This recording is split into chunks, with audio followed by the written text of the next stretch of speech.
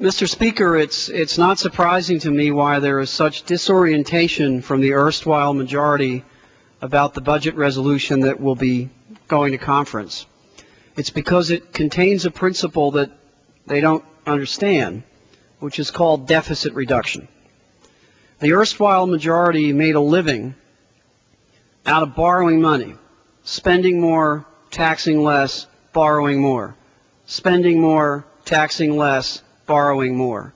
They turned a huge projected budget surplus into an immense budget deficit and debt, which will be paid for by the children and grandchildren of the members of this institution. Mr. Speaker, here are the facts about the budget resolution the House passed. The fact is not $1 of taxes is raised on anyone in the fiscal year covered by the first year of this resolution, or the second year.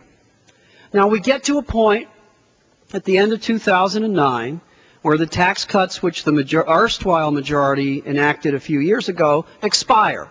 They passed a law that said that those tax cuts expire. We say, let's pause at that point and decide what is in the best interest of the country. And there's options. Perhaps the surplus will have grown to the point where we can finance all of those tax cuts and not increase the deficit.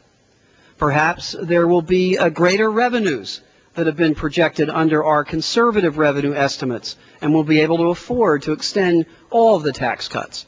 Perhaps we'll look at the state of the economy at that time and decide that the best thing to do is extend all the tax cuts to try to engender some economic growth. Or perhaps we'll decide that a rigid discipline that emphasizes deficit reduction, as is in this resolution, is the right thing to do.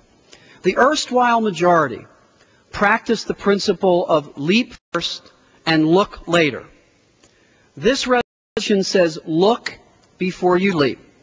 It says when we reach the point where the tax cuts expire, we will make a judgment about whether spending cuts, tax cut renewal, or some other strategy is in the best interest of the country.